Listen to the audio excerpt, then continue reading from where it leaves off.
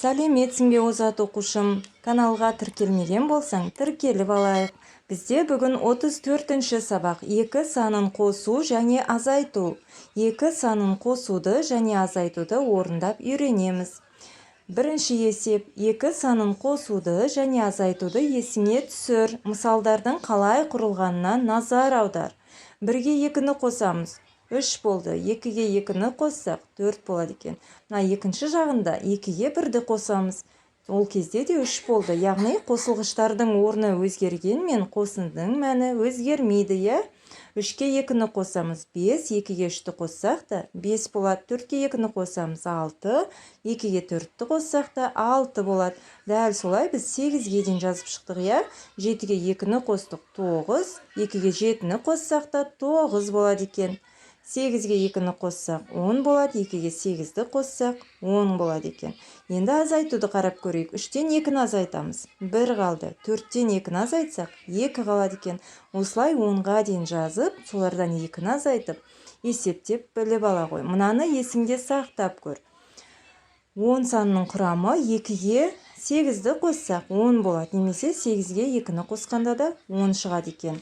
9 санның құрамы 2-ге 7-ні қосамыз. 9 болды. 7-ге 2-ні қоссақ та 9 болады екен. Осылай біз 3-ке дейін мұнда көрсетіліп тұр, я? 2-ге нешені қосқанда 3 шығады. 1-ді қосқанда немесе 2-ге 2-ні қосқанда 4 болады екен, я? Осылай әр санның құрамы жазылған. Осыларды қосып есептеп, есіңде сақтап ала ғой. Келесі бізде екінші есеп.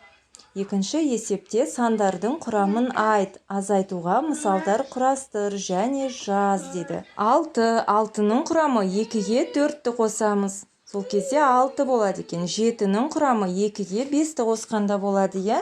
Ал 8-дің құрамы 2-ге 6-ны қоссақ 8 болады екен. Енді осыларға мысалдар құрастырып, соларды есептеп көрейік. 6-дан 2-ні азайтамыз. 4 қалды. 6-дан 4-ті азайтсақ 2 қалады екен.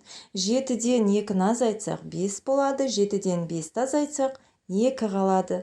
8-ден 2-ні азайтамыз. 6 болды. 8-ден 6-ны азайтсақ 2 қалады.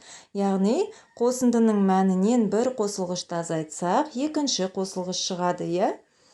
Қосылғыштардың орны өзгергенімен қосындының мәні өзгермейді, е? Бұл жерде қосылғыш 2 мен 4 болды, е? 6-ның құрамында болғанда. 2-ге 4-ті қоссақ 6 болады. 4-ке 2-ні қоссақ та 6 болады екен. Келесі бізде үшінші есеп. Үшінші есепте сан кесіндісін қолдан, досыңнан тексеруін сұра дейді. 8-ден 2-ні азайтамыз. 6 қалады екен, я? Міне мұнда суретте көрсетіп қойдық бағыттармен қызыл және көк бағытпен, я? Мұнда бізде мысал ретінде 3-ге 2-ні қосты. Сол кезде 5 екен.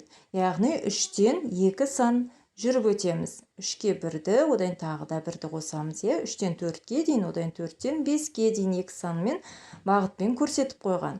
Біз дәл солай мұнда көк және қызыл бағыттармен көрсетіп қойдық, е? 8-ден 2-ні азайтқанда біз мінекей 8-ден 7-ге келдік, содан 7-ден 6-ға келдік, е? Сол кезде 8-ден 2-ні азайтсақ 6 болады екен. 8-ден 1-ді азайтамыз, 7 болды, одан тағы да 1-ді азайтсақ 6 болды. 9-дан 2-ні азайтамыз, көк бағытпен астынан көрсетіп қойдық. 9-дан 8-ге дейін келеміз сан кесіндісінде, одан 8-ден 7-ге дейін келеміз. Яғни 9-дан 2-ні азайтсақ 7 болады екен. 4-ке 2-ні қосамыз, оны да көк бағытпен көрсетіп қойдық, е? 6 болады екен.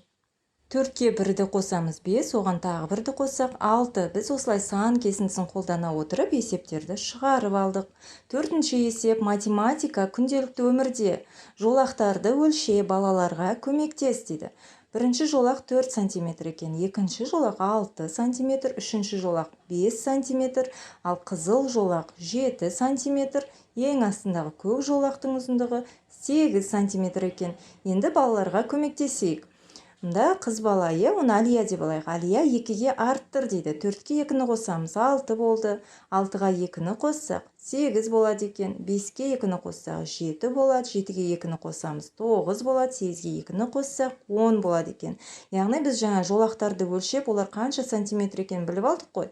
Соған екілерді қосып шығамыз. Ал екінші жақта ұл бала отыр, я? Ол 2-ге кеміт дейді. 4-тен 2-ні азайтамыз. 2 қалды. 6-дан 2-ні азайтсақ 4 болады. 5-тен 2-ні азайтсақ 3 болады. 7-ден 2-ні азайтсақ 5 болады. 8-ден 2-ні азайтсақ 6 қалады екен.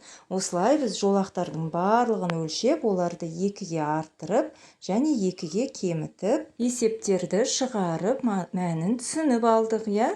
Мінеки озат оқушым, біздің бүгінгі 34-ші сабағымыз осымен аяқталды. Каналға тіркелмеген болсаң, тіркеліп, лайк басуды ұмытпа. Сұрақтарың болса, комментарий бөліміне жаза кете ғой.